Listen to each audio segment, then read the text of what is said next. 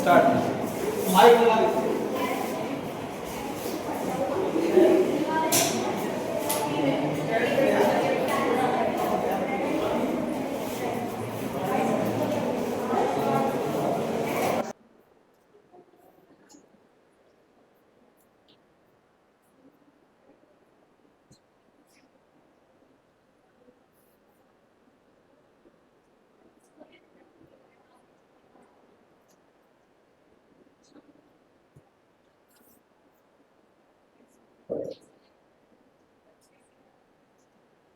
चलिए स्टार्टिंग करें बच्चों।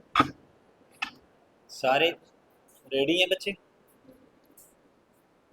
रिकॉर्डिंग हो रही?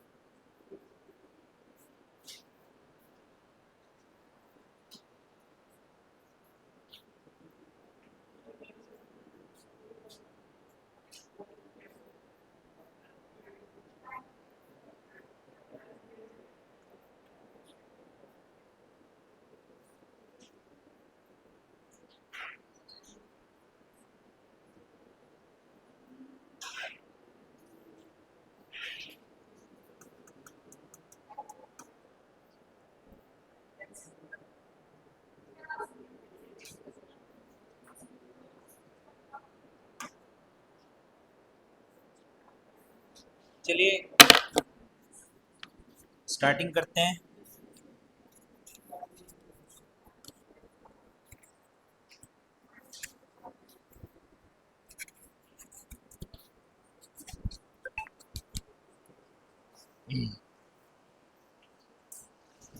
बच्चों, गांधी के जीवन परिचय से आप लोग जो है परिचित हो गए हैं। सब बच्चे ध्यान देंगे। गांधीवाद में आपने गांधी जी के जीवन परिचय को जाना, उसमें उनकी पारिवारिक स्थिति और जो उनकी शिक्षा दीक्षा थी वो सब जान ही है आप लोग। लेकिन जो इंडियन मूवमेंट्स में महात्मा गांधी के एक तरीके से महात्मा और गांधी दोनों चीजें, जो स्वरूप था उनका, जो राष्ट्रपिता या बापू जो प्रेम पूर्वक जो उनको कहा गया, या आज विश्व ख्याति महात्मा गांधी को जो प्राप्त है, उसका परिणाम आप आने वाले टाइम में देखेंगे कि किस तरीके से महात्मा गांधी ने अंग्रेजों के साथ में अपने मूवमेंट को और किया अंग्रेजों के साथ में, वो कुर्बानी एक बलि नहीं थी गांधी जी की। और आपने देखा होगा कि उस व्यक्ति ने जब से अपने जीवन को स्टार्टिंग किया, मेरे हिसाब से भारतीय इतिहास में जब गांधी के स्वरूप को मैंने पढ़ा, तो गांधी का जीवन कहीं भी ऐसा नहीं था कि सुखमय जीवन था उनका। कहीं ना कहीं दुखों की पूर्ति करते हुए उन्होंने अपने जीवन को अग्रसर किया। और हिंदुस्तान की आजादी में उन्होंने लगाया, और लास्ट में इसी हिंदुस्तान की आजादी का एक बड़ा कारण रहा कि नाथूराम गोडसे ने उनको 30 जनवरी 1948 को गोली मार दी। हो सकता है 10 से 20 साल 25 साल जीवित रह जाते।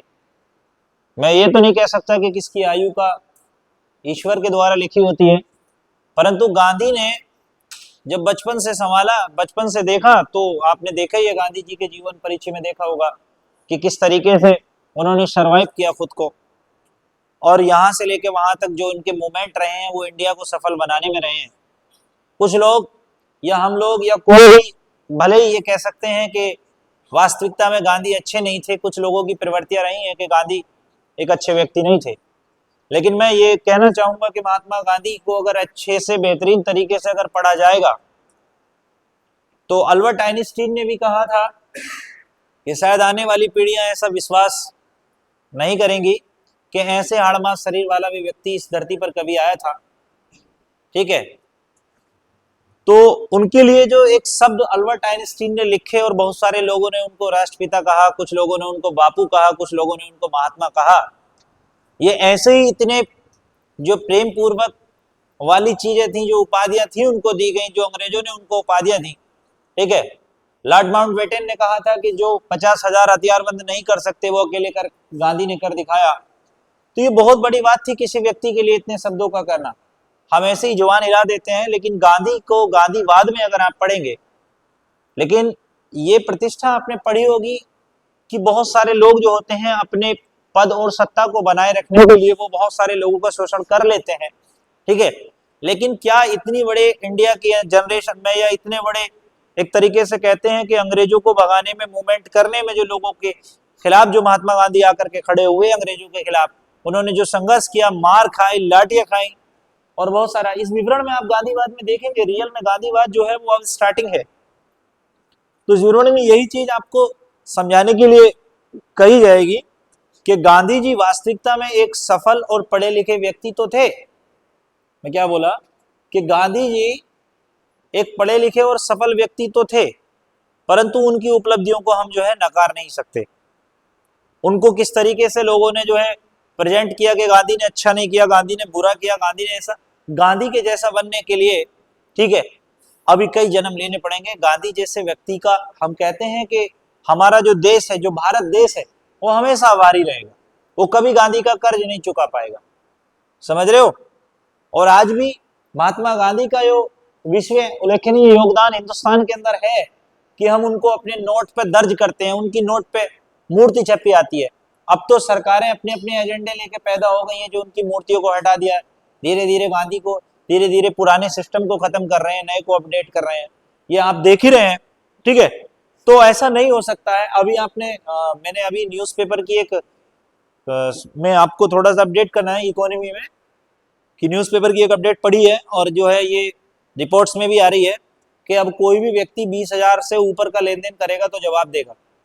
अब अगर इस तरीके से लोगों के प्रति वो करा जाएगा तो सिर्फ सरकारें इस तरीके से व्यक्ति को छोड़ेंगी कि वो केवल जिंदा रह सकता है, खा पी सकता है, उससे आगे कुछ भी नहीं कर सकता। अब सपोज दैट अपनी कोई बेटी का विवाह कर रहा है या कोई सामान खरीदने के लिए जा रहा है, अब 70,000 की गाड़ी है तो उसको कैसे बैंक से देगा? बैंक से देगा तो उसको जो है बैंक का चार्ज अलग कटाएगा, वो रोड टैक्स अलग देगा वो, ठीक है, सेल टैक्स अलग देगा वो, ठीक है, आरटीओ अलग देगा, पता नहीं दुनिया भर के शहरी जिंदगी तो वो टैक्स के लिए कमाता रहेगा, वो जीवन नहीं जी पाएगा इस तरीके से, ठीक है। तो वो सब चीजें जो हैं अभी भी देख रहे हैं। अब इसमें महात्मा गांधी को लेकर के हम चलते हैं बेटा, कि महात्मा गांधी किस तरीके से फाइट किए हैं और कैसे उन्होंने अपने जीवन का योगदान दिया। सबसे पहले समझ लेना कि महात्मा गांधी जो प्रथम बार, यहां पर लिखेंगे हम लोग प्रथम बार, महात्मा गांधी जो प्रथम बार जो अफ्रीका गए थे, ठीक है, अफ्रीका, तो याद होगा 1893 में गए थे, याद है। ये क्वेश्चन आता है कि महात्मा गांधी पहली बार जो अफ्रीका गए वो कब गए? तो 1893 को गए। अब आप ये समझिएगा वो कैसे गए, मैं आपको ये बताने की कोशिश करूंगा, ये बहुत आराम से, और ठीक है समझिएगा। देखिए मेरे प्यारे बच्चों, मैं आपको समझा रहा हूं। महात्मा गांधी जब हिंदुस्तान में प्रथम बैरिस्टर ऑफ लॉ, मतलब भारत के पहले एडवोकेट थे, वकालत करके जब हिंदुस्तान आए, तो हिंदुस्तान में उस समय गांधी जी से ज्यादा पढ़ा लिखा व्यक्ति नहीं था। दूसरा रीजन ये था कि महात्मा गांधी जो थे वो अंग्रेजी बोलना जानते थे और वो अंग्रेजों की बात अच्छे से समझ भी सकते थे और अंग्रेजों को अपनी बात समझा भी सकते थे, क्योंकि इनकी जो डिग्री थी वो लंदन की थी और लंदन की जो किताबें थी वो हिंदी में नहीं अंग्रेजी में थी। तो इनको जो था रूल्स ऑफ लॉ अंग्रेजों के भी पता था, और सबसे बड़ी बात यह थी कि हिंदुस्तान के अंदर ये अंग्रेजी में उनसे बात कर सकते थे, तो इनका वाचक ज्यादा था, ठीक, और कोई व्यक्ति अंग्रेजी से बात नहीं रख पाता था। तो इसलिए भी गांधी की थोड़ा फेमस थी मिली कि गांधी भाई लॉ करके बैरिस्टर ऑफ लॉ है, लंदन से करके थे। तो जब ये आए तो घर रह रहे थे उस समय, इनकी कोई बड़ी कोई बूझ नहीं थी, लेकिन कुल मिलाकर के ये था कि गांधी हिंदुस्तान के पहले लॉयर थे, पहले वकील थे, लोगों की नजरों में ये बात थी। तो उस समय होता यह है कि एक व्यक्ति था जिसका नाम था अब्दुल्ला, ठीक है, अब्दुल्ला नाम था उसका। अब्दुल्ला की एक फर्म थी, मैं आपको बताऊं, अफ्रीका के अंदर। कौन था? मौलवी अब्दुल्ला। याद रखना ये मौलवी था और इसका नाम था मौलवी अब्दुल्ला। ठीक है, इसकी एक फर्म थी, उस फर्म का नाम था, मैं आपको बता दूं, मेनन फर्म। क्या नाम था इसका? मेनन फर्म। और ये कहां पर थी बेटा, आपको पता होना चाहिए, ये थी अफ्रीका में। ठीक है, याद रखना मेनन फर्म, जिस फर्म का मुकदमा अफ्रीका में, किसका? मेनन फर्म का जो मुकदमा था वो अफ्रीका के अंदर चल रहा था। ठीक है, चल रहा था। इसमें दो साजी थे, एक और हाजी था। ठीक है, हाजी अली, पता नहीं कोई नाम था उसका, हाजी अली था शायद। तो उसके साथ में मतलब जो है अब्दुल्ला का मुकदमा चल रहा था। तो उस समय जब उनको पता लगा कि गांधी जी जो है अफ्रीका के अंदर, ये फर्म थी, तो गांधी जी का पता लगा कि गांधी जी लो करके आए हैं, तो अफ्रीका में ही ये मुकदमा चल रहा था। मैं आपको बता दूं, उस समय अफ्रीका में गोरों की सरकार भी थी, मतलब गोरे अंग्रेज जो थे वो अफ्रीका में भी उनका प्रभुत्व था जिस तरीके से इंडिया में। तो जब वहां पर ये सरकार मौजूदा चल रही थी उस टाइम, तो उन्होंने गांधी जी से कहा कि गांधी जी एक काम करिए, आप मेरे मुकदमे की पैरवी करिए और जो आपका खर्च होगा या जो भी धनराशि आपको मैं जो है तय करूंगा, वो मैं पूरा खर्चा भी उठाऊंगा और आपको कुछ धनराशि दूंगा, लेकिन आप मेरे मुकदमे की पैरवी करने के लिए मेरे साथ दक्षिण अफ्रीका चले। गांधी जी ने साफ साफ स्पष्ट तौर पर उनको क्या कर दिया? मना कर दिया। क्या बोला मैं? साफ साफ स्पष्ट तौर पर उनको क्या कर दिया? मना कर दिया कि हम अफ्रीका नहीं जाएंगे। जब मौलवी अब्दुल्ला को ये पता लगा कि गांधी जी ने तो साफ साफ मना कर दिया कि वो नहीं जाएंगे, तो हुआ क्या कि वो जो गांधी जी के बड़े भाई थे, ठीक है, जो कृष्णदास थे, ठीक है, तो हुआ ये कि कृष्णदास के पास पहुंच गए। कौन? मौलवी अब्दुल्ला। जब ये मौलवी पहुंच गए वहां पे, तो उन्होंने कहा कि आप गांधी जी से कह दीजिएगा कि आपके कहना लौटेंगे नहीं गांधी जी, मेरे साथ अफ्रीका चले मेरे मुकदमे की पैरवी करने के लिए। होता यह था कि पहले बड़े भाई की बात टालते भी नहीं थे लोग, बड़े संस्कारी हुआ करते थे उस जमाने में लोग, है ना। अब तो क्या है, अरे तू चला जा यार, मुझे काय को भेज रहा, ये सिस्टम रहता है ना, टिट फॉर टैट, मतलब उल्टा ही जवाब देगा, सीधा तो देने का नहीं। अब शर्म आया वाली बात ही खत्म, अब तो भैया भैया बैठ के पैक लगा रहे हैं, ये सिस्टम चल रहा है अब। तो उस समय महात्मा गांधी को जब कृष्णदास ने कहा कि आप मौलवी साहब की जो है मुकदमे की पैरवी करने के लिए चले जाइए, समझाया कि ये आपके लिए पहला मुकदमा मिला है, आप जाइए, बातचीत कर लीजिए, तय कर लीजिए। तो उस समय अपने बड़े भाई के कहने पर महात्मा गांधी एग्री हो गए जाने के लिए, और उन्होंने ये जो मुकदमा था, मैं आपको बताऊं, ठीक है, ये 12,000 पाउंड की धनराशि थी। क्या था आपको बताएं? महात्मा गांधी ने जो तय किया था 12,000 पाउंड की धनराशि। ठीक है, याद रखना, पर मंथ के हिसाब से उन्होंने जो है लगभग भी ना तो 40,000 पाउंड धनराशि तय कर दी कि भाई इतनी धनराशि हमको चाहिए। गांधी जी के साथ में ये डील कंप्लीट हो गई। डील कंप्लीट होने के बाद पहली बार 1893 में महात्मा गांधी दक्षिण अफ्रीका चले गए। जब दक्षिण अफ्रीका चले गए तो वहां जाकर के गांधी रुके। गांधी टारगेट लेके आए थे 1 से 1.5 साल का मुकदमा तो लड़ना है, लंबा टाइम लड़ना है। लेकिन दुर्भाग्य और सौभाग्य दोनों की बात यहां पर है। सौभाग्य की बात यह है कि जिस समय मुकदमे की इसने पैरवी महात्मा गांधी ने स्टार्टिंग की, तो हुआ क्या कि 3 महीने में महात्मा गांधी ये पहला ही मुकदमा अपना जो है वो जीत गए। और जीतने के बाद जब धनराशि की बात हुई तो गांधी जी ने कहा भाई जो मेरा बनता है मुझे दे दो। तो उसने तय, जो आने के लिए तय धनराशि थी, वो महात्मा गांधी को दी। जब दी तो महात्मा गांधी ने कहा कि भाई सुनो मेरी बात, मेरा जो टाइम खर्च हुआ है वो इतना हुआ है और मेरा जो पैसा बनता है वो इतना बनता है। ठीक है, अर्थात कहने का मतलब था जो तय हुए थे धनराशि उससे भी कम ली, क्योंकि महात्मा गांधी पहले मुकदमा जीत गए। समझ रहे हो? तो उन्होंने जो है उनको जो है बोला कि मैं इतने पैसे नहीं दूंगा जितने आप दे रहे हैं, मेरा जितना टाइम यहां लगा है, जितनी मेहनत लगी, मुझे केवल उतना दे दीजिए आप, मुझे उससे ज्यादा कुछ नहीं चाहिए। ये बात देख करके अब्दुल्ला जो है बड़े खुश हुए। उन्होंने कहा यार इससे ईमानदार आदमी तो मुझे मिलेगा नहीं। तो उन्होंने पहली बार महात्मा गांधी को यह ऑफर किया कि आप जो है मेरे साथ इस फर्म में साझे में आ जाइए, पार्टनरी में आ जाइए। ठीक है, क्योंकि वो भी मुकदमा जीत गए तो वो भी खुश थे।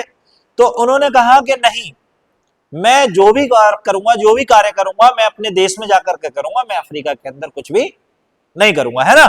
तो उन्होंने जो है मतलब ये प्रस्ताव ठुकरा दिया। बस गांधी की इस ईमानदारी की बात थी, ये मिसाल थी गांधी जी के लिए। कोई भी व्यक्ति डबल धनराशि लेता, इतनी जल्दी जिता दिया, कुछ और दे दे। आज के वकील तो तुम्हें पता 5 बार और बुलाते हैं फालतू, ठीक है, और डबल लेते फिर, अरे इतनी जल्दी जिता दिया, 1 साल का मुकदमा 2 महीने में, तो अब तो कुछ बरस जा, ये सिस्टम रहता। लेकिन महात्मा गांधी ने जितना टाइम दिया था और जितना वहां उनका खर्च आया, केवल उतना ही पैसा जो है मौलवी अब्दुल्ला से लिया। अब होता क्या है कि महात्मा गांधी उस समय वो वही थे, ये बात याद रखना मेरी बात को। महात्मा गांधी ने सबसे पहले जो सत्याग्रह स्टार्टिंग किया था, वो शब्द जो आता है वो 1909 में किया था, मैं आपको बता रहा हूं। लेकिन मेरी बात समझ लेना कि अभी सत्याग्रह छोड़ेगा। अब होता क्या है कि महात्मा गांधी जो थे, महात्मा गांधी उस समय दक्षिण अफ्रीका में देख रहे थे, तो उस समय जो है गोरे और काले दोनों की सरकार थी। अफ्रीका के लोग, मैंने बताया, निग्रिटो टाइप के लोग होते थे, जैसे कि सर बड़ा, ओट मोटे, ठीक है, और तरीके से कद नाटा और बाल घुंघराले, ठीक है, मुंह डार्क ब्लैक, गाढ़ा काला एकदम चेहरा वगैरह। तो इस तरीके से वो अजीब थे। अंग्रेज जो थे ब्रिटिशियर्स, वो बिल्कुल एकदम गोरी चमड़ी चिट्टी वाले थे। तो वो लोग उनके साथ में गोरा और काले वाला खेल वो इंडिया में भी खेलते थे और वहां पे भी खेलते थे। उनको गुलाम बना करके, इंडिया के लोगों को गुलाम बना के ले जाया जाता था वहां पे अफ्रीका के अंदर, और उनसे अंग्रेजी सरकार काम कराती थी जबरन, ठीक है। और उनके ना कोई उनको पेमेंट दी जाती थी, उनके पैरों में बैरिया तक डाल दी जाती थी कि कोई भागे ना, काली पट्टी बांध करके उनको यहां से ले जाया जाता था।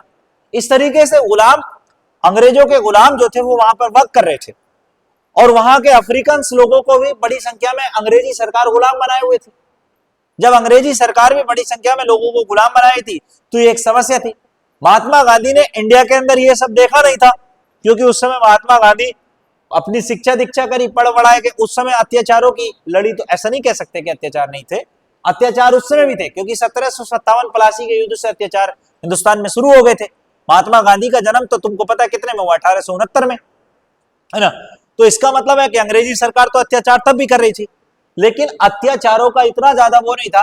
अब अफ्रीका में महात्मा गांधी ने अपने होश के दौरान, होश का मतलब है कि उनको बिल्कुल सोच समझ थी, उनके अंदर एक स्टेब्लिश माइंड थे, वो उन्होंने देखा कि अत्याचार हिंदुस्तानियों पर और यहाँ पर अफ्रीकन पे भी है, तो गोरे और काले का भेद वहां पे, अर्थात वहां पर रंग भेद या नस्ल भेद की नीतियां चालू थी। कौन सी बेटा?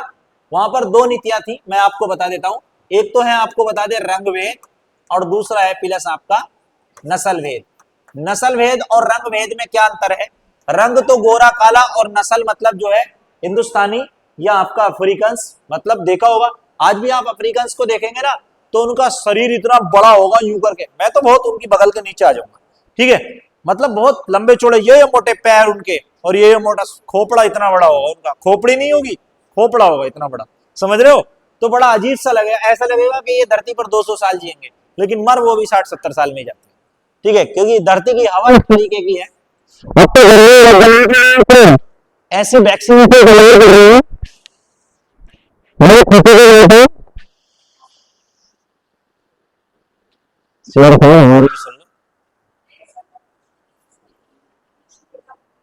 किसे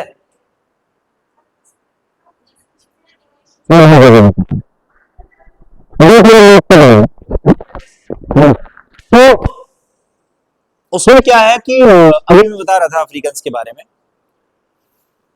जर्मन वैज्ञानिकों ने एक ऐसी वैक्सीन तैयार की है कि जो आपके हार्मोन्स को डेवलप्ड करेगी और उसकी जो स्पीड वो फ्लो कर देगी।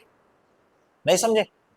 हार्मोन्स आपका जो है उसको ग्रो करेगी, लेकिन उसको कर देगी। उसमें क्या है कि जैसे आपने देखा होगा 40 साल में बुढ़ापा आ जाना, तो वो 40 साल की बजाय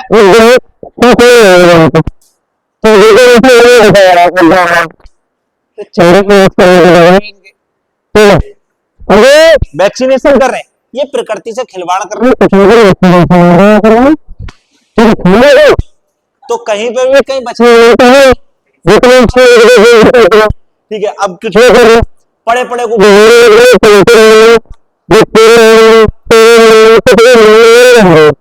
समझ रहे हो, चाहे वो कितनी वैक्सीनेशन। तो कहने का तात्पर्य मेरे मतलब ये है कि अफ्रीका के अंदर जो नस्ल भेद और रंग भेद की नीति जब महात्मा गांधी ने देखी, तो एक दिन महात्मा गांधी क्या हो रहा था, वो महात्मा गांधी के जीवन में पहला चक्र था। हुआ क्या कि एक दिन महात्मा गांधी जो थे वो, यहां से रेलवे लाइन थी, मैं आपको बताऊं, ठीक है, ये समझ लेना। ये था आपको, यहां पर एक स्टेशन था जिसका नाम था डरवन, ये था प्रोटोरिया, प्रोटोरिया, और प्रोटोरिया से जो थी ये लाइन जा रही थी, अगला स्टेशन पड़ता आपको बता दे डरवन। क्या नाम था इसका? डरवन। तो प्रोटोरिया से डरवन जो है एसी क्लास की ट्रेन थी वो, मतलब फर्स्ट क्लास की ट्रेन थी, तब एसी कहां होता है, तो मतलब एक क्लास में उस ट्रेन में अंग्रेज बैठते थे उसमें, फ्लेक्सिबल थी वो, तो अंग्रेज तो वो ट्रेन की बोगी नंबर 1 में जो है अंग्रेज, मतलब अंग्रेज बैठते थे उसमें, Indian and African not allowed, उसमें इंडियन और अफ्रीकन नहीं जा सकते थे। हुआ क्या कि धोखे से महात्मा गांधी उसी डब्बे में बैठ गए। समझ लेना बात, ये गांधी जी के जीवन में वो टाइम था जब गांधी जी का पहले अंग्रेजों के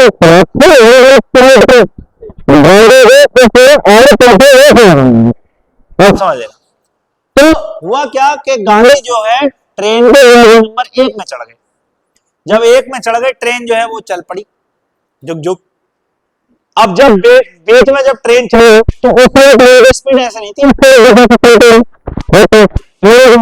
जितना कोयला स्टीम बनेगा, भाप बनेगा, उस टाइप से ट्रेन चलती है, सकते थे, उतर भी सकते थे, लेकिन फिर भी थी कि एकदम से ये पॉसिबल नहीं था। तो गांधी के सीट पे अब अंग्रेज आए, बोले यू आर इंडियन है, तो अंग्रेजी भी भैया गांधी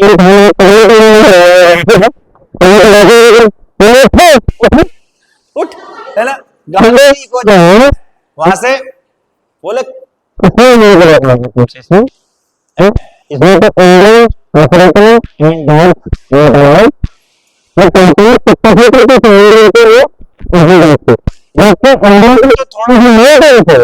अफ्रीकन को तो बिल्कुल नहीं मानते थे।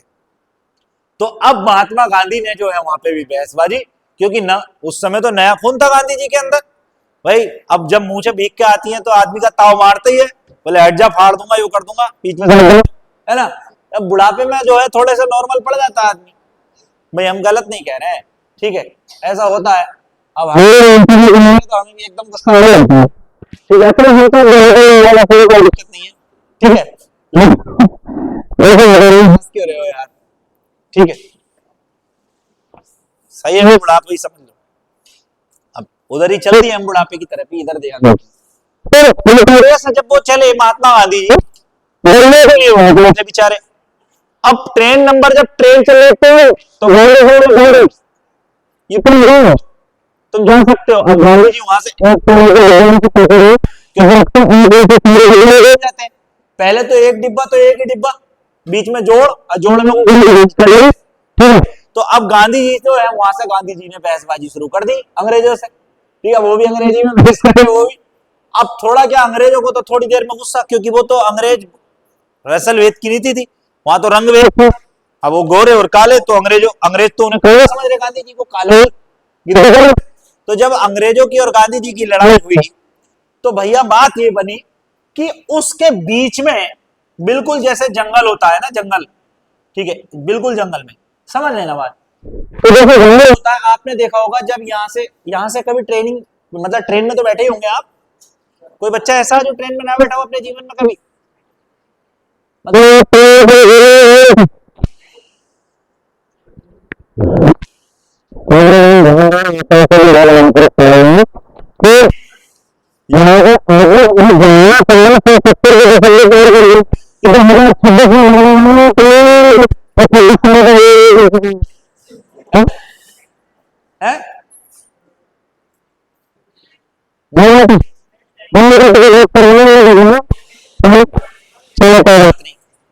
तो गांधी जी को बैठने दो, ठीक है,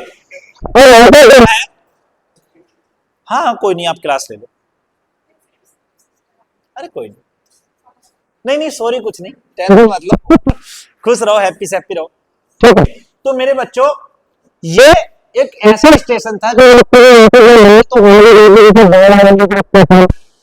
ठीक है, कांट से निकलो, मतलब स्टेशन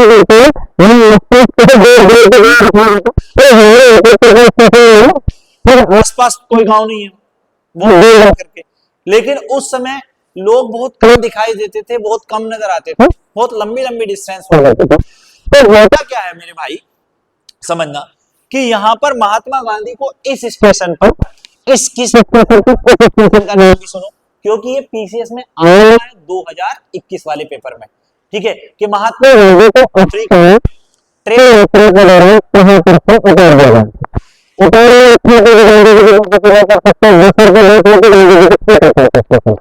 हाँ, अंग्रेजों ने जबरन निकाल के इसी स्टेशन पर फेंक दिया, और दिन थे बिल्कुल ठंड वाले, बिल्कुल एकदम कड़ाके की ठंड। और इस स्टेशन का नाम था मॉरिटसबर्ग। क्या नाम था इस स्टेशन का? अफ्रीका के अंदर जिस स्टेशन पर महात्मा गांधी को फेंका गया था, उस स्टेशन का नाम मॉरिटसबर्ग था। क्या नाम था बेटा? मॉरिटसबर्ग। ये क्वेश्चन बहुत इम्पोर्टेंट है, बस इसको याद रखिएगा। तो इस जगह पर यहाँ पे फेंक गया, और जब फेंका तो वो पूरे थे। अब महात्मा गांधी को अफ्रीका में क्या पता कि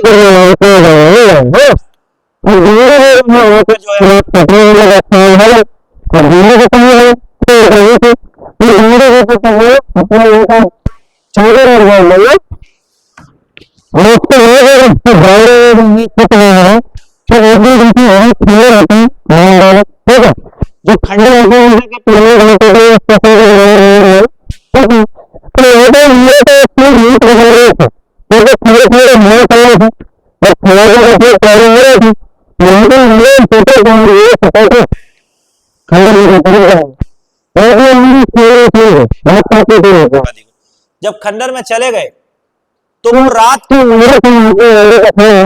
महात्मा गांधी का पूरा प्लेटफॉर्म होगा। तो रात में मच्छर आ रही है, ये मोटे सुबह तक मच्छर जो खंडर में तो हिंद स्वराज के अंदर जो है वर्णन किया गांधी जी ने, ठीक है, मॉडल एक्सपेरिमेंट, सत्य मेरे प्रयोग, सब चीजें।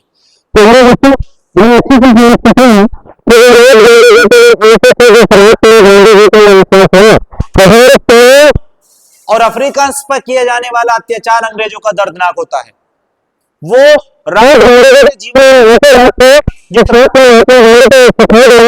कि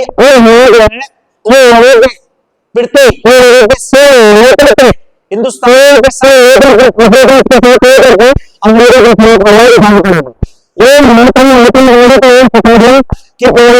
अत्याचार होता है, वो किसी के साथ भी दया भावना वाला उनके साथ सिस्टम है, वो किसी के प्रति दया भावना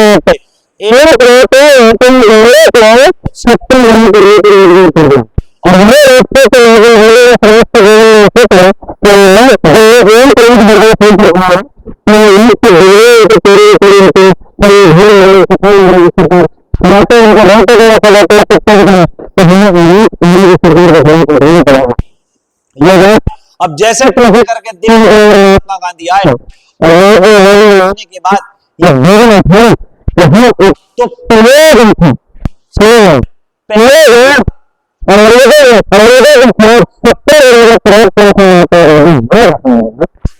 तो क्या था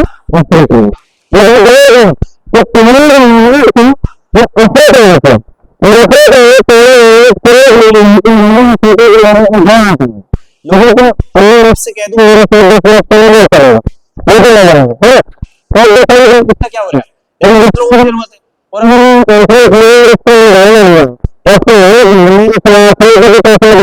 चमत्कारियां करने लगूं तो मेरे हिसाब से तुम्हें बिना बुलाए वहां को आ जाओगे, ठीक है, और जो मैं कहूंगा वही करोगे, सब बैठ के वही करोगे। तो महात्मा गांधी के दिमाग में आई कि यार एक संगठन बनाया जाए, एक यूनियन तैयार किया जाए। पार्टियां क्यों चलती हैं, आपने देखा होगा पार्टी, ठीक है, अभी ये पार्टीज देख रहे हैं, नई नई पार्टियां जन्म लेती, कोई भी पार्टी राष्ट्रीय अध्यक्ष बन जाता, जरा सा उसे आ जाता, कोई भी राष्ट्रीय अध्यक्ष बन जाता, अब कोई दिक्कत नहीं। फंड मतलब कि आप जानते हैं ऐसे नहीं बना लेते पार्टियां, जैसे मान लो तो पार्टी से लड़ना तो टिकट पैसे लेते हैं,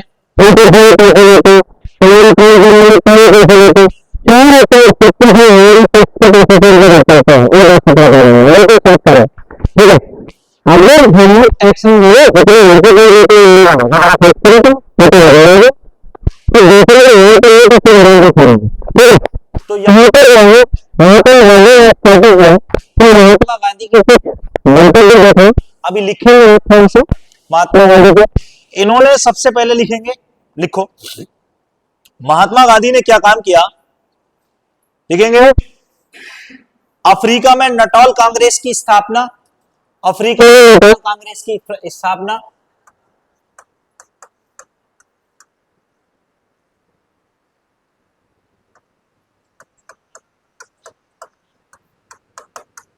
(1894) अफ्रीका में नटाल कांग्रेस की स्थापना 1894।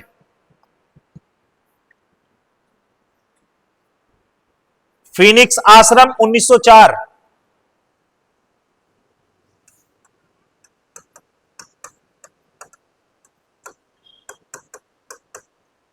फीनिक्स आश्रम 1904। सत्याग्रह 1906,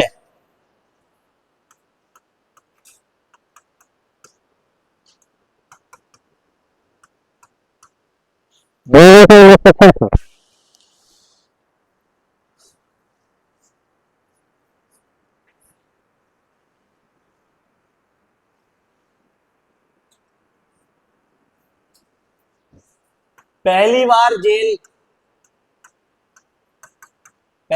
जेल कब गए महात्मा गांधी, 1908। ठीक, उसके बाद में टॉलस्टॉय फार्म,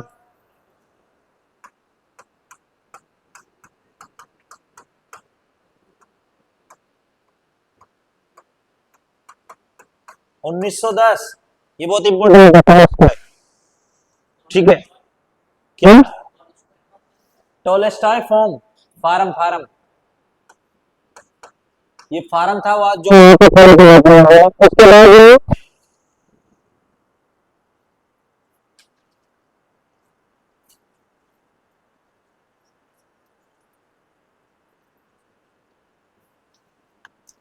भारत वापसी 1915,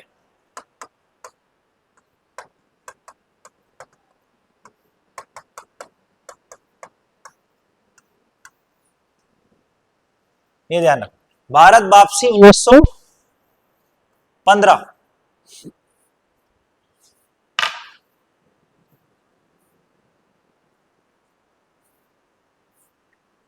क्लास कितने बजे खत्म होगा, 3 बजे तुम्हारी क्लास खत्म होनी, ठीक है।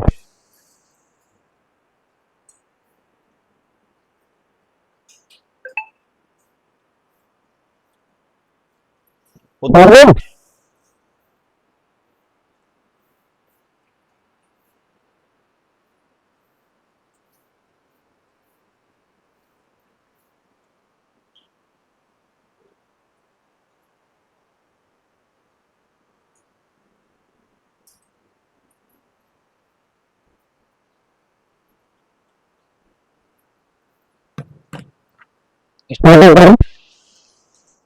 तो बच्चों थोड़ा सा ध्यान देने वाली बात है, महात्मा गांधी ने अपने जीवन में सबसे सफल जो अंग्रेजों के खिलाफ वो अफ्रीका में किया। देखिए समझ में आ रहा होगा आपको या नहीं आ रहा, ठीक है,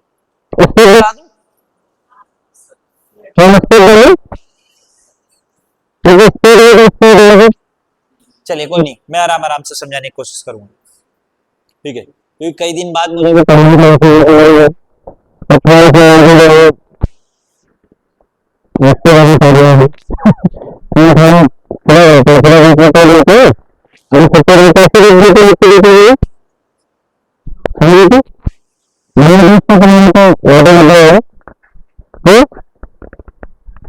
₹100 में निपटा दिया,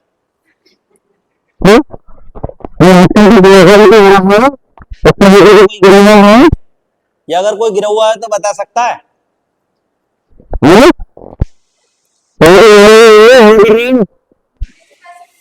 मिलते फिर, चलिए कोई बात नहीं है, देखो भाई, भाई और बहन का अटूट प्रेम और विश्वास का रिश्ता है ये। और ये एक ऐसा रिश्ता है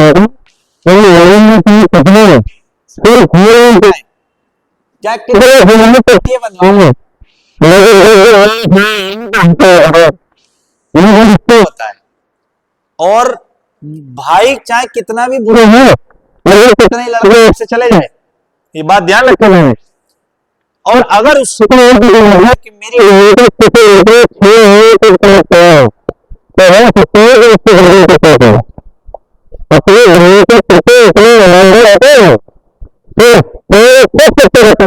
जमाने में ये सच्चा है, ये लोग अनभिज्ञता बहुत सच्चा होता है। ठीक है, कुछ बहनें होती हैं जब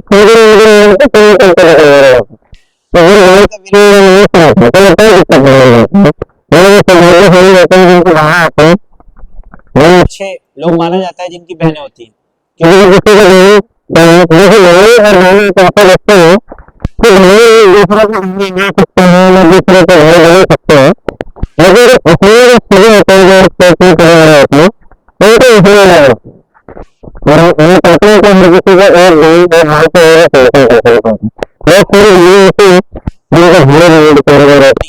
है ना।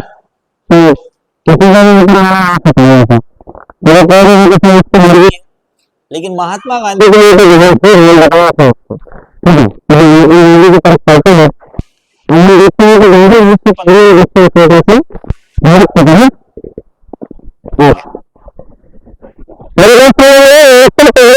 गांधी प्रॉपर जब हिंदुस्तान की तरफ आए थे, क्योंकि उससे पहले महात्मा गांधी 1908 में आए थे। ठीक है, कब आए थे?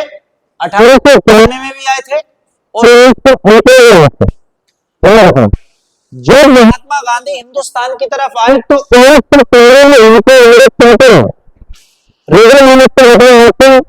क्योंकि हुआ यह था कि 1914 में, कितने में बेटा? 1914 में यहां पर प्रथम विश्व युद्ध छिड़ गया था, मालूम है आपको? ठीक है, क्या हुआ था 1914 में? क्या हुआ? प्रथम विश्व युद्ध। याद रखना कि यहां पर प्रथम विश्व युद्ध शुरू हो गया। महात्मा गांधी जब 1914 के बजाय 1915 में, आपने देखा होगा, प्रॉपरली इस तरीके से आकर के हिंदुस्तान में बस गए कि वो फिर कभी अफ्रीका नहीं गए। बात समझ में कि जब प्रथम विश्व युद्ध में अंग्रेजी सरकार, तो अंग्रेजी सरकार ने महात्मा गांधी से ये बात रखी थी, अभी हम बता समझ लेना। लेकिन एक इससे पहले किस्सा ये है मेरे पास कि महात्मा अफ्रीका से थे तो वो कहाँ रहे? वो सबसे पहले मैं आपको बताऊं, वो यहाँ पर जो है एक गुजरात में एक जगह थी जिसका नाम था साबरमती नदी के किनारे एक आश्रम बनाया था इन्होंने। साबरमती जो है गुजरात में नदी बहती है, उसके किनारे पर एक आश्रम बनाया और इस आश्रम का बाद में नाम जो था वो साबरमती आश्रम पड़ गया। और साबरमती आश्रम में आकर के जो है ये रहने लगे थे महात्मा गांधी के साथ। आपको ये रहने लगे थे, आपको बता दें, रविंद्रनाथ टैगोर के साथ। रविंद्रनाथ टैगोर के साथ में ये यहाँ पर रह रहे थे और दूसरी तरफ महात्मा गांधी थे। ठीक है, तो रविंद्रनाथ टैगोर जो थे इनको जो है प्यार से जो है महात्मा कहते थे,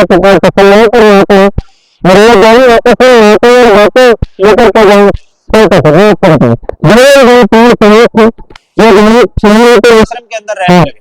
साबरमती आश्रम जो था इसको अतिथियों का आश्रम कहा जाता था। कोई व्यक्ति भूखा, अगर कैसा भी व्यक्ति अगर तो इस आश्रम में मिलना था। तो यहाँ पर बहुत सारे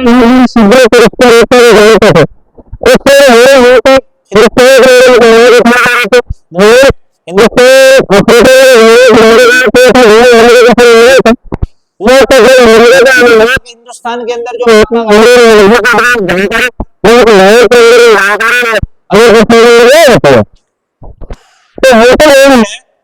कि एक समय कि यदि प्रथम विश्व में उन्होंने क्या कहा महात्मा गांधी से कि अगर आप हमारा साथ देते हैं तो हम भारत को आजाद कर देंगे। महात्मा कि यार अगर हम इनका साथ दे ही देते हैं, क्योंकि ये हमारे ऊपर तो कब्जा बहुत जमाने से करे पड़े हैं और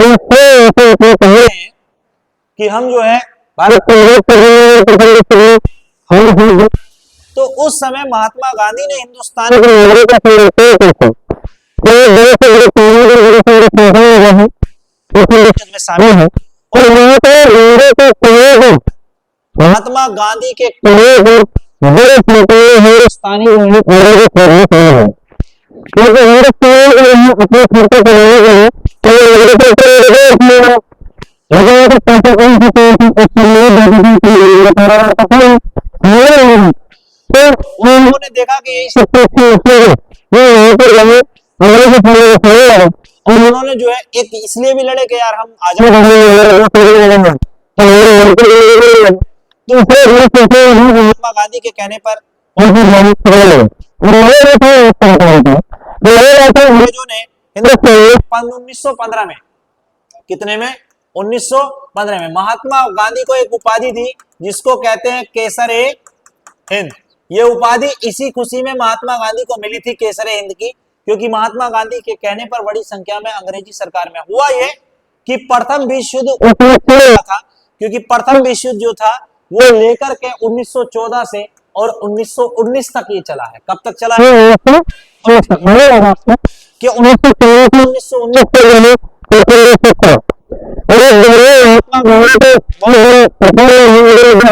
जब महात्मा गांधी ने 1915 में ही अंग्रेजी सरकार ने केसर खुश होकर के से जो है महात्मा गांधी को जो है उन्होंने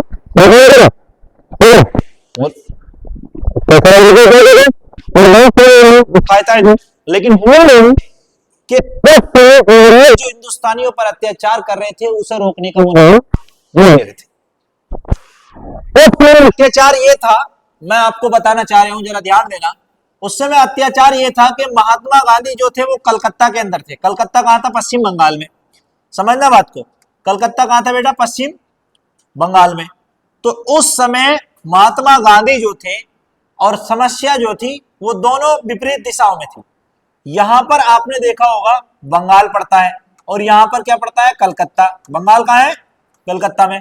और उस समय यहां पर एक जगह पड़ती है, आपने देखा होगा, ये यहां पर ऐसा ये पड़ता है क्या बेटा? आपको बताएं, सॉरी, यहां पर ये इतना, यहां पर क्या पड़ता है? बिहार।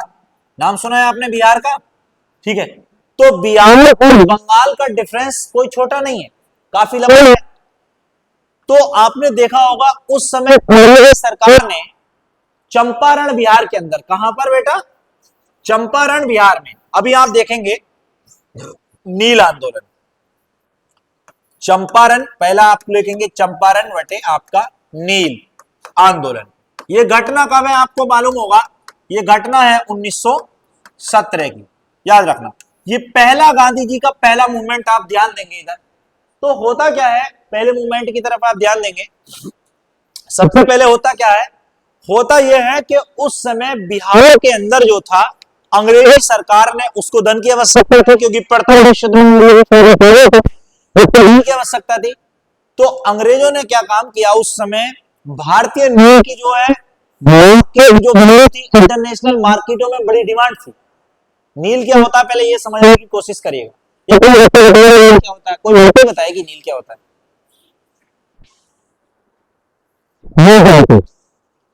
ये जो हम पढ़ा रहे हैं नील आंदोलन, थोड़ा सा समझने की भी तो कोशिश करें, नील क्या होता है?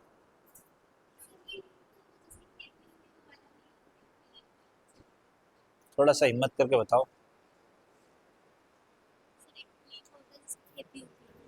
ठीक है, खेत तो क्या? देखो अभी हमारा चीता बताएगा, बताओ है, बताओ बताओ।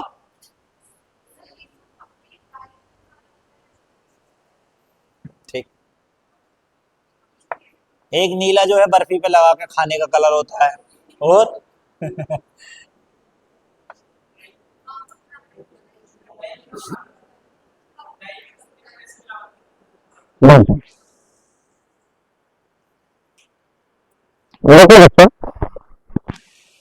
आराम से सुनना, पूछेंगे, ठीक है।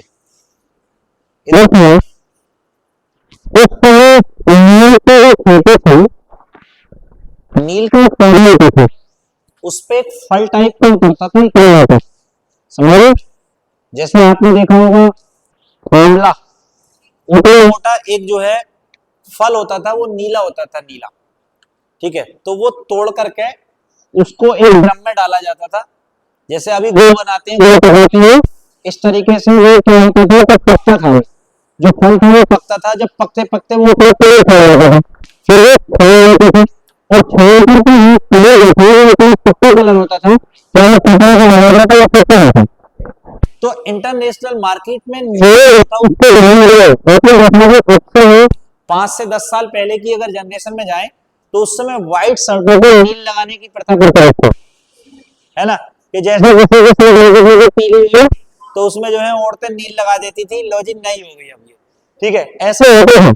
और उससे पहले सरफ साबुन तो चल ही रहे हैं, लेकिन सरफ साबुन से पहले जो है, पहले में धोते किस चीज से थे, कपड़े किस चीज से धोते थे पहले, जब सरफ नहीं हुआ करता था?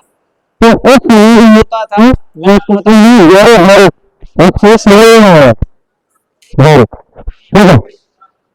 सामने को जोड़े को होते हैं, ऐसा बता दीजिए, ये होता है ब्राउन कलर का, घर जैसे होते हैं, पेड़ लगाते हैं, छोटे बंदे पेड़ करते हैं, तो यहाँ पर एक पेड़ टाइप के पेड़ हो जाती है ऊपर, ठीक है। तो उस कपड़े को लगाते हैं, तो उससे पहले जो है धोते थे कपड़े, अब वो नहीं मिलती, अब तो खेतों में जो है दवाइयाँ लगाते हैं, तो वो नहीं आती है पपड़ी, लेकिन पहले ऐसा हुआ करता था।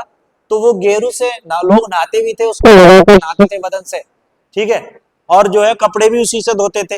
अब की महिलाओं को अगर गेरू दे दिया तो भागी फिरेगी कपड़े लेकर आधे घंटे तक, बोले क्या दिए कपड़े, लेकिन मैं है बेटा आज गेरू का इस्तेमाल करते हैं, लेकिन छोड़िए। अब आपने देखा होगा वो घरों के अंदर दीवारों पे नक्काशियां बनाते हैं कच्ची मिट्टी से ही, और उनको जो है गेरू से पोंछते भी, अब तो रेड कलर, तो वो बहुत अच्छी नक्काशी होती है, वो सिंधु घाटी सभ्यता की याद दिलाती है। और वो घर जो होते थे वो ठंड में जो है अंदर से गर्म, और सर्दियों में जो है वो गर्मियों में जो है वो ठंडे रहते थे, और बड़ा मजा, दीवारों की साइड में तकिया लगाया और पूरी रात नींद फाड़ दी, और सुबह करती थी, टेंशन नहीं। उस समय लोगों पर कर्जे नहीं हुआ करते, हम आपको सच बता रहे हैं, और कर्जे भी हुआ करते थे कि फसल के, हमको दे देंगे, हमको दे दीजिए, ठीक है। पहले ऐसे नहीं होते कि आत्महत्या, फांसी का फंदा लटकाया मर गया, ठीक है, बहुत पैसा था इस पे, अब ऐसा नहीं होता। तो वो अंग्रेजी सरकार ने कंपलसरी करा दिया, क्या बोले, कंपलसरी क्या, कि यहाँ पर एक प्रणाली, मैं आपको बताऊंगा, याद रखना, एक प्रणाली थी जिसका नाम था तिनकठिया। तिनकठिया जो प्रणाली थी वो क्या करा, अंग्रेजों ने लागू कर दी, किन पर, किसानों पर। कहां पर, चंपारण के अंदर, चंपारण की धरती पर नील बहुत पैदा होता था,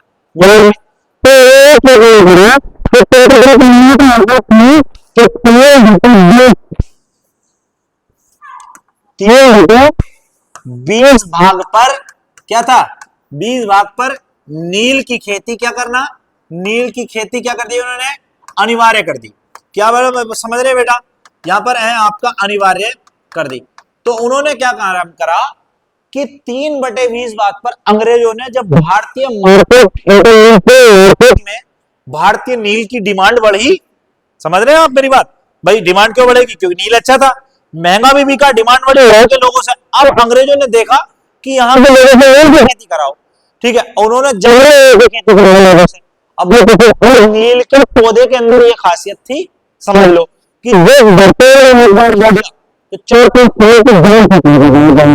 उसके अंदर ये लंबी जड़ बाद में उगाते थे वो, ठीक है। तो लोग बड़े कठिनाई, मतलब खेत खराब हो जाता था, तो लोग चाहते नहीं थे कि इतना बड़ा नील की खेती, और अंग्रेज उनको प्राइस देते नहीं थे नील के, जैसी उनसे खेती करा रहे थे वैसा उनको मूल्य मिलता नहीं था, तो कोई क्या करना चाहेगा, है ना। तो अंग्रेजों ने वहां पर तिनकटिया प्रणाली चालू करी, जिसका आधार था कि 3/20 भाग प्रत्येक किसान को अपने पर जो है क्या करना था, उसको नील की खेती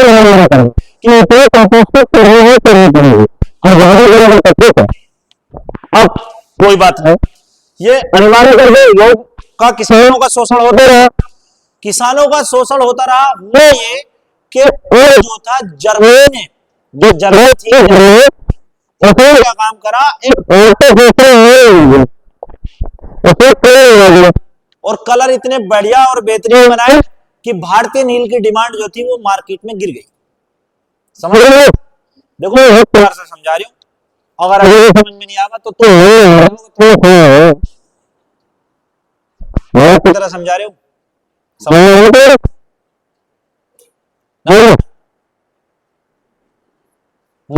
मैं खड़ा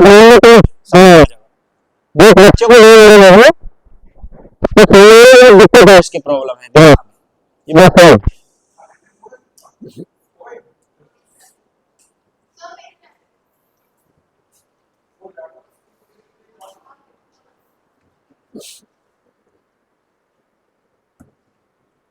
चलें जी।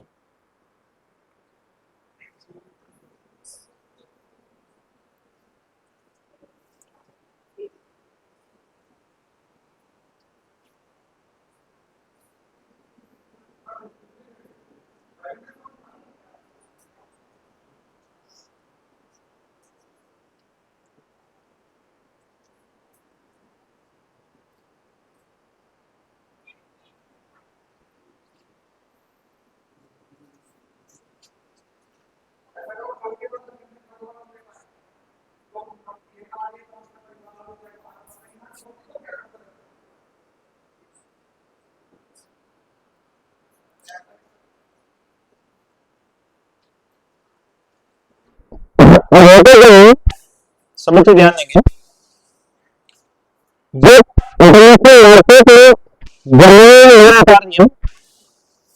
तो उस समय भारतीय नील की जो मार्केट वैल्यू थी वो गिर गई। प्रणाली को लागू किए थे, वो चाहते थे कि इनसे क्या काम करें, अपनी मर्जी से तो नील खरीदे, सस्ता करके उसको खरीदे। दूसरी चीज, ताकि उनको मार्केट में बेचने पर भी फायदा हो। नहीं समझे आप? जैसे भारतीय मार्केट में तो वो यहाँ पर नील और गिरा के खरीदना चाहते थे। जो अनुबंध पत्र था, मतलब अनुबंध पत्र था, अनुबंध पत्र उसको कहते हैं जो नील की खेती के लिए उन्होंने जो किसानों के साथ में जो संधि की थी उसको अनुबंध पत्र कहा गया। तो पत्र में उन्होंने कहा कि आप एक काम करिए, दूसरे चाहते थे किसान इसका सोच समय जो है, उसी समय जो है वहां पर बिहार के अंदर एक अकाल पड़ा। बिहार में अकाल पड़ा, जो अकाल पड़ा तो दशा खराब हुई किसानों की कि उनकी फसलें भी चौपट हुई। उन पर किसी प्रकार की कोई दया नहीं पाई।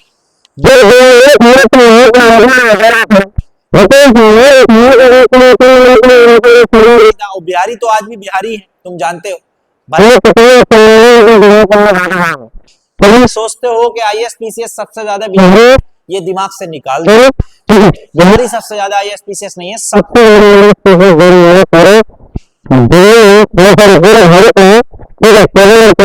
देश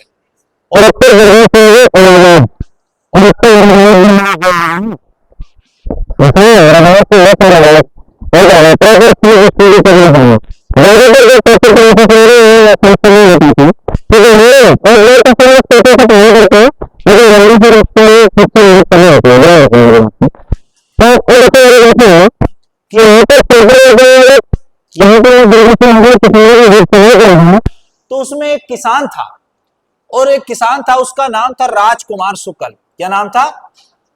राजकुमार शुक्ल, अर्थात शुक्ला। कहेंगे कि राजकुमार शुक्ल पंडित था ये। अब राजकुमार शुक्ल ने जो है ये सबसे पहले बीड़ा उठाई। उसको मालूम था कि महात्मा गांधी आए हुए हैं। वो महात्मा गांधी से मिलने के लिए कलकत्ता चला गया, और महात्मा गांधी को उसने जाकर के ये पूरी आप बीती बताई कि गांधी जी, हम इतने परेशान हैं कि हमारा इतना शोषण हो रहा है कि लोग किसान आत्महत्या कर रहे हैं, और ये बताओ अकाल की दशा पड़ी हुई है। हम अंग्रेजों को कहां से तो लगान दें और कहां से खेती करके उनको सस्ते दामों पर मर गए घर से और कोई सुनने को लिए तैयार नहीं। मैं सबसे पहले सोने का हिंदी पढ़ाने में तो हम पहले वो हिंदी को ऐसा है लेकिन हकीकत है कि आपके सरकार से आपके अधिकारी आपके देश अगर आवाज और इसके लिए ये सरकार से कहा जा सकता है अरे हम सरकार से हम अपने अधिकार से करते हैं कि हम सपोज दैट तो पहले में तो ये कर रहे हैं लेकिन यहाँ पर करना चाहिए ना करना चाहिए और ऐसे है कि ये समझते हैं ये चाहिए कि हम लेकिन हमसे हो जाते हैं अच्छा ये पेपर हो जाता है। लेकिन फेस नहीं रहते हैं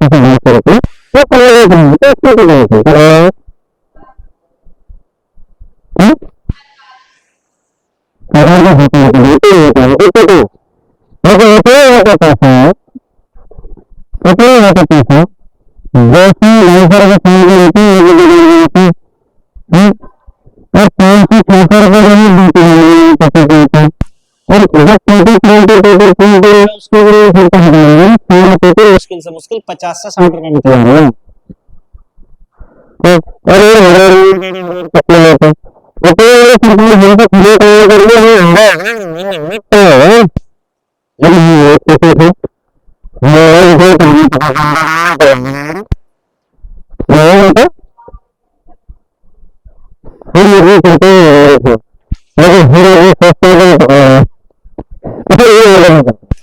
बस यही डर है कि वो आगे नहीं जा, सुनता कोई है नहीं और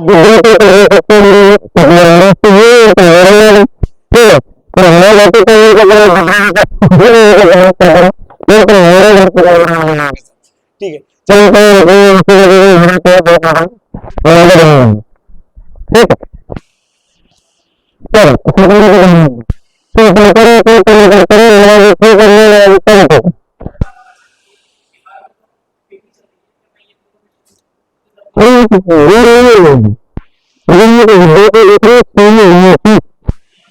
ठीक है।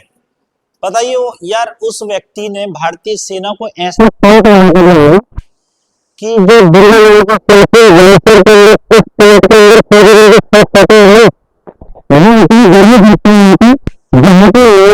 टेम्परेचर है वो ऐसा टेंट है कि ये लगा लो कि उस टेंट में जब फौजी अंदर चला जाता है तो उसको ठंड महसूस होती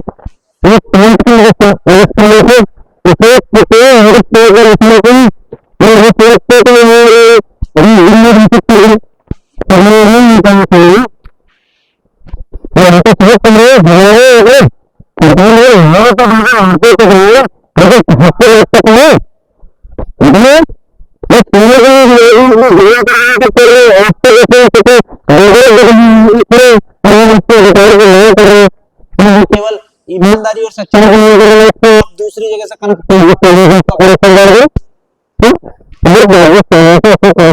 तो कभी का संशय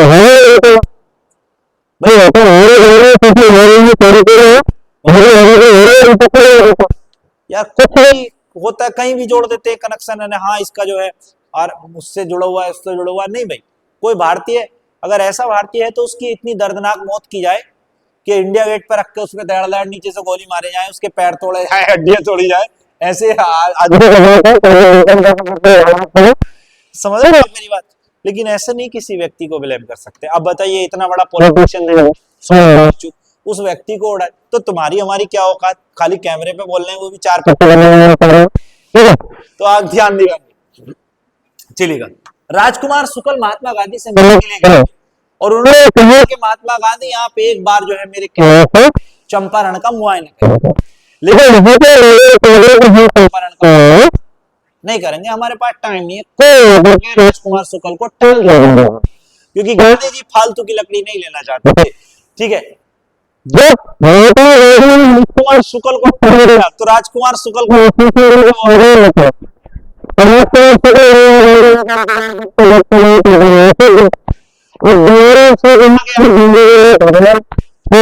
क्योंकि तुमको पता नेता आदमियों को ठीक जब वो गांधी जी नहीं लौटे तो के राजनीतिक गुरु हैं गोपाल कृष्ण गोखले हो सकता है वो उनके कहने पे आ जाए तो उस समय दोबारा गए, क्योंकि उस समय कांग्रेस के अधिवेशन चल रहे थे। और जाने के बाद उन्होंने राजकुमार शुक्ल जो थे वो किसके पास चले गए, गोपाल कृष्ण गोखले के पास चले गए, और उन्होंने जो है गोखले को पूरी उन्होंने गांधी जी को बोला, और गांधी जी से बोले कि एक काम करिए, आप एक बार जो है वहां का मुआयना करके देख लीजिए, हो सकता है कि इन लोग ये बेचारे, अब राजकुमार शुक्ल जो है उस स्थिति पर रोया भी होगा, जो भी होगा। तो सबसे पहले 1917 में, याद रखना मेरी बात समझ रहे हैं, तो गांधी जी के पास में आपको बताएंगे कि उस समय गांधी जी ने बीड़ा उठाई कि चलिए हम जाते हैं, और गांधी जी के साथ में आपके सबसे पहले मैं आपको बताऊं, इधर का मिटा दूं, ठीक है, उस समय गांधी जी के साथ में चंपारण आंदोलन के लिए, मूवमेंट के लिए सबसे पहले आएंगे, आपको बता दें, डॉक्टर राजेंद्र प्रसाद पहले व्यक्ति थे जो महात्मा गांधी के साथ में चंपारण आंदोलन को आने के लिए, मतलब आंदोलन तो नहीं लेकिन वो चंपारण की स्थिति को जायजा लेने के लिए वो हिंदुस्तान की तरफ आए। और वो कौन थे आपको बताएं, डॉक्टर राजेंद्र प्रसाद। दूसरे थे ब्रज किशोर, दूसरे कौन थे आपको बता दें, ये थे ब्रज किशोर। और तीसरे थे मजहर उल हक, और तीसरे थे नरहरि पारिक। कौन थे आपको बता दें, नरहरि पारिक, ये वो थे, क्या बोलते हैं इनको, नरहरि पारिक जो थे वो। और नरहरि पारिक, जेबी कृपलानी। अगला कौन है आपको बता दें, जेबी, ठीक है, कृपलानी। ये लोग जो थे महात्मा गांधी के साथ में चंपारण आंदोलन के लिए निकल पड़े। अब समझ लीजिए, अकेले गांधी जी नहीं आए थे, ठीक है, जब गांधी जी वहां पर आए तो गांधी जी के लिए जब ये निकल पड़े, मैं आपको बताना चाह रहा हूं, तो उस समय मेरे बच्चों ये याद रख लेना कि जैसे ही गांधी जी ने वहां पर एंट्री मारी, कहां पे, चंपारण के अंदर, तो अंग्रेजी सरकार को ये मालूम हो गया, और अंग्रेजी सरकार ने महात्मा गांधी को जो है गांधी देखो चाहे कितना ही रोक, मैं चंपारण तो जाऊंगा, ठीक है, क्योंकि अकेले गांधी जी ने बीड़ा उठाई और गांधी जी ने नहीं, तो गांधी जी अंदर कहां तक, चंपारण में। चंपारण में गांधी जी गए, और जब गांधी जी ने जो है वहां पर सभाएं की, बैठक की, उन्होंने देखा, और देख के किसानों की हालात, महात्मा गांधी को भी रोना आ गया कि यार ऐसी हालात, क्योंकि किसानों के बच्चे बेचारे फटे पुराने कपड़े उनके, और भूख से बिलबिलाते, कुपोषण का शिकार हो गए बेचारे। समझ रहे, आपने देखा होगा जो लोग अक्सर कम अभाव में पले हुए होते हैं, उन पे थोड़ा चीजों का अभाव होता है, खान पीन उनका ठीक से नहीं होता, तो शरीर उनका सूख जाता है, ठीक है, उनकी जवानी बुढ़ापे में बदल जाती है, ऐसा होता है अक्सर, नहीं हकीकत है ये बात, इसको नहीं करे, आप तो खा पी अच्छा रहे हैं, कबाब बिरयानी सब चल रहा है तुम्हारा तो, ठीक है, इसमें कोई दिक्कत नहीं है। लेकिन क्या होता है कि ऐसे लोग जो है मतलब थोड़े से वो हो जाते हैं। तो गांधी जी ने जब देखा कि यहाँ के लोगों के साथ में बहुत सारा शोषण हो रखा है, तो महात्मा गांधी उस समय क्या हुआ कि उन्होंने, गांधी जी ने अंग्रेजी सरकार का आदेश मानने के लिए तो मना कर दिया था, लेकिन उस समय उन्होंने क्या काम किया कि सबसे पहले महात्मा गांधी ने कहा कि भाई ये तिनकठिया प्रणाली को जो है गठिया बांधो और जाओ यहां से, ठीक है। महात्मा गांधी ने क्या काम कहा कि तिनकठिया प्रणाली को खत्म कर दो अंग्रेजों। अंग्रेज बोले यार ये गांधी को इसीलिए नहीं बढ़ा रहे थे मतलब, ठीक है। और हुआ क्या कि के तिनकठिया प्रणाली को, मैं तो चंपारण से तिनकठिया प्रणाली अंग्रेजी महात्मा गांधी जानते थे,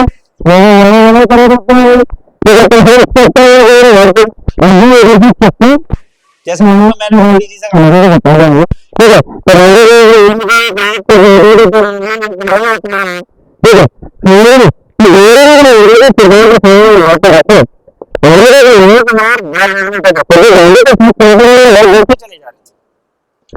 लोग इकट्ठा होता चला जा रहे, गांधी को ये देख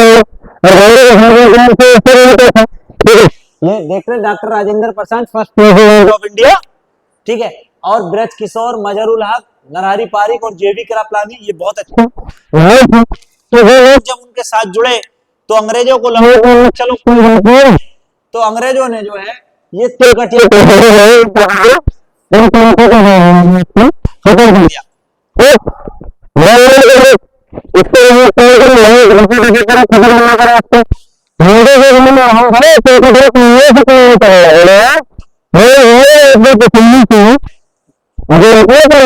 और आपने जो जबरन जो इनसे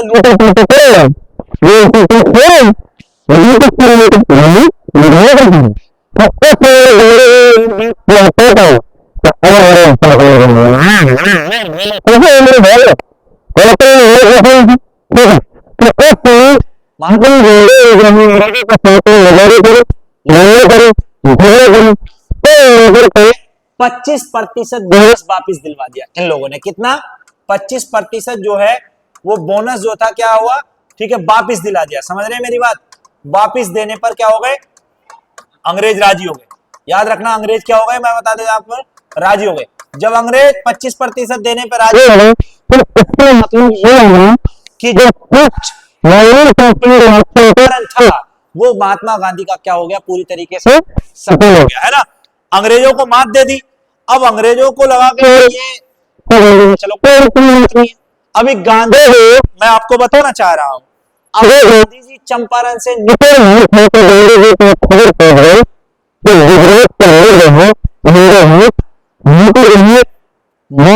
प्लेग को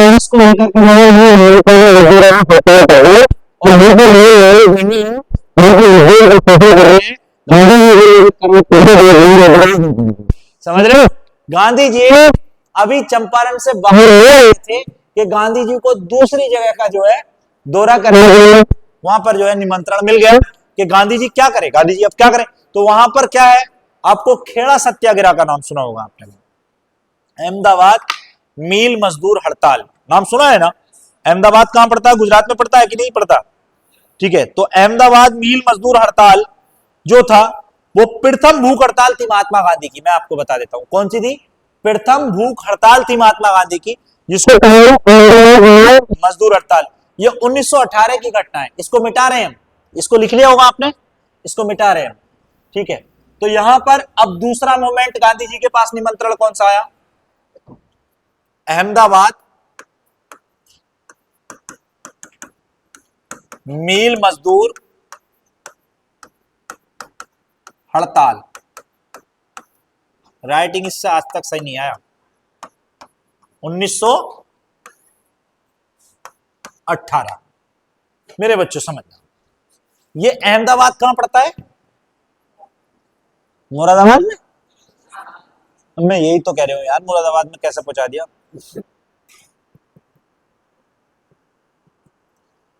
अब बच्चों हुआ क्या कि उस समय 1917 में गुजरात के अंदर जो था, हुआ ये था कि वहां पर एक प्लेग जो है, चूहों अर्थात चूहों से एक बीमारी फैलती, प्लेग। और प्लेग जो है बीमारी जो थी वो महामारी का रूप कन्वर्ट करके चली गई। समझ रहे हो क्या हुआ कि महामारी का रूप कन्वर्ट करके चली गई। महामारी का मतलब होता है कि जब मान लो इन्हें बुखार आया, पीछे वाले को भी, तीसरे वाले को भी, पीछे वाले को भी, वहां तक बुखार पहुंच गया। अब वो भी मर गए, ये भी मर गए, कोई नहीं ये सब। तो उस जब तो बोनस जानते हैं आप, जो एक्स्ट्रा पैसे मिलते हैं, जानते हैं? जो मजदूर थे उन्होंने क्या काम करा, मिल मालिकों से 50% बोनस की मांग करी बीमारी के फैलने पे, ताकि वो इलाज कर सकते हैं। कितने परसेंट पे, ठीक है, उन्होंने 50%। मजदूरों ने कितनी मांग करी थी आपको बता दें, मजदूरों ने क्या काम करा था, 50% की मांग करी थी। कितनी मांग करी थी कि 50% जो है वो उनको बोनस दे। लेकिन हुआ ये था, मैं आपको बता देता हूं, ठीक, महात्मा गांधी जब यहां पर आए, महात्मा गांधी जब यहां पर आए तो था वो 50%। महात्मा गांधी इसको 30% कर दिया। बोले भाई चलो हम लोग मजदूर वो उसको देने के लिए मालूम है आपको, वो केवल और केवल 10% देने को तैयार थे। कितना? 10% को तैयार थे। महात्मा गांधी ने कहा कि भाई ना तो देखो 50, ठीक है, ना 50 ना 10 तुम बीच में कर लो, तुम 35% जो है वो दे दो, ठीक है। 35% को महात्मा गांधी ने जो है, तो उस समय उन्होंने बढ़ा करके 10% से क्या करा, उन्होंने 10% से बढ़ा करके कितना कर दिया, बोले जी गांधी जी हम तो 20 दे सकते हैं, इससे ऊपर नहीं देंगे। तो महात्मा गांधी पहली बार जो अनशन किया था, महात्मा गांधी पहली बार जो अनशन पे बैठे थे, याद रखना मेरी बात, ये क्वेश्चन आता है कि महात्मा गांधी पहली बार जो अनशन पर बैठे थे वो कब बैठे थे और कैसे बैठे थे। तो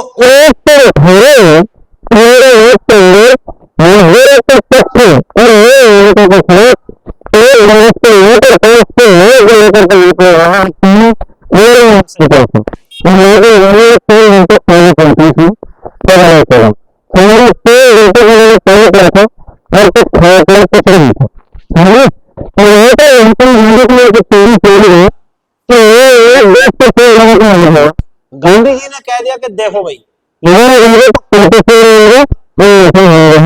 यहां से उठे ना, ठीक है।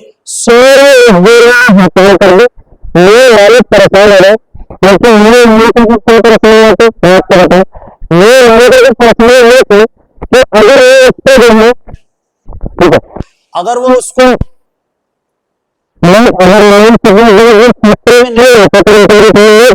तो जाहिर सी बात है कि उनके तो मजदूर अपने 50% पे लेकर के थे। महात्मा गांधी ने क्या काम करा, अंग्रेजी सरकार के एक मेंबर्स को लिया, उन्होंने एक ट्रिब्यूनल गठन किया। ट्रिब्यूनल होता है मतलब जो है उसमें कुछ लोग थे, ठीक है, और ट्रिब्यूनल में जो मैन थी वो अनुसुईया बेन, एक मैंने अभी नाम पढ़ाया था कभी, आपको याद रखने का। अनुसुईया बेन जो थी एक महिला थी और वो उसमें ट्रिब्यूनल में मेन अध्यक्षा थी। वो ट्रिब्यूनल बनाया और ट्रिब्यूनल ने ये फैसला सुनाया कि ना तो इनका 20 और ना इनका 50, ये महात्मा गांधी ने 35% पे ही ये फैसला 1918 वाला करा के वो माने। अर्थात महात्मा गांधी का ये दूसरा सफल आंदोलन हुआ। पहले बोनस जो था वो महात्मा गांधी के द्वारा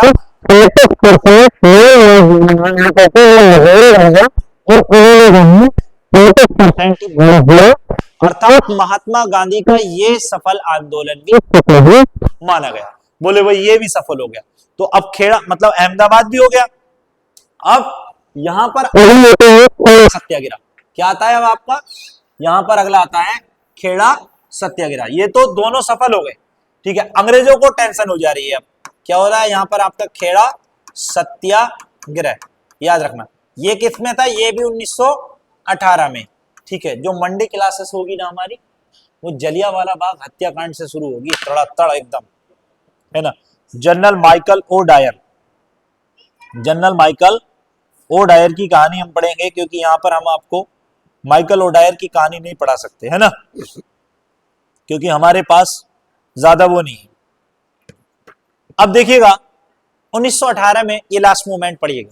टाइम भी आपके पास समाप्त होने वाला है और यहां तक मैं आपको बिल्कुल आराम से स्वाधीनता के साथ में करा रहा हूं।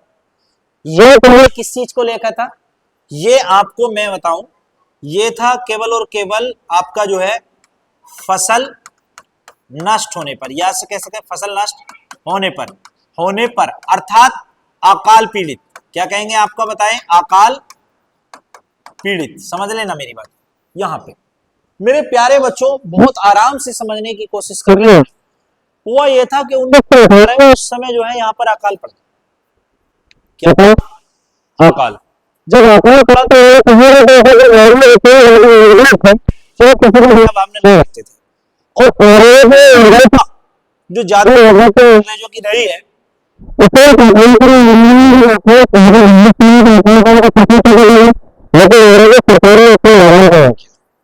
उन्होंने वही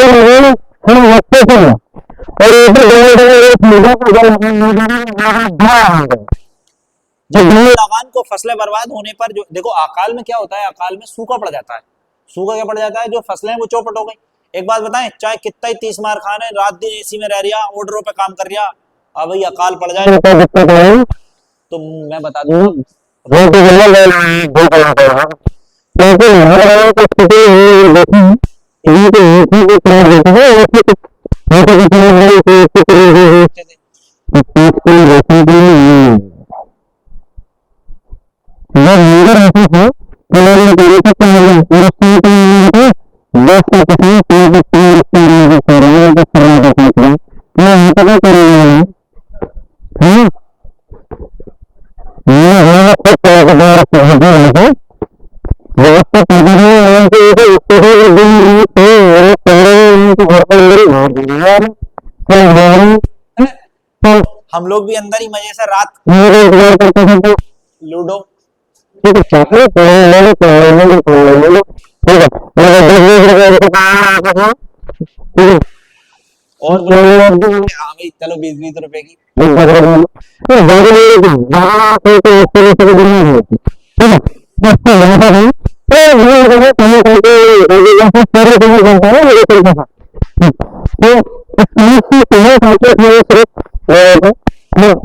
लगा के खेल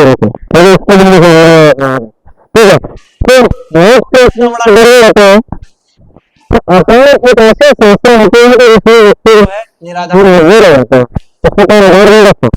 तो यहाँ पे करना चाहिए तो यहाँ पे फिर बराबर जब खड़े कर देते तो यहाँ से अहमदाबाद से था ये भी बेटा, ये भी गुजरात में था और वो भी गुजरात में, दोनों बराबर में। मतलब ऐसे समझ लो 35 से 40 किलोमीटर की डिस्टेंस पे है ये दोनों।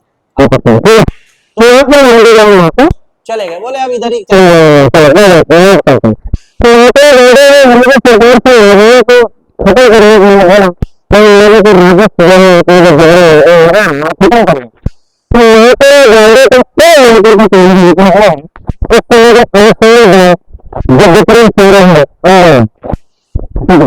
और देश नरहरि पारिक इनकी सिस्टर थी वो, ठीक है, जो सारा बाई थी आपको मैं बता देता हूँ, वो इनकी बहन थी, ठीक है, अनुसुईया बहन, ठीक है, अनुसुईया बहन, ठीक है, अनुसुईया बहन वो गांधी जी की फ्रेंड रही हैं, ठीक है। तो अनुसुईया बहन जो थी उन्होंने जो है मेन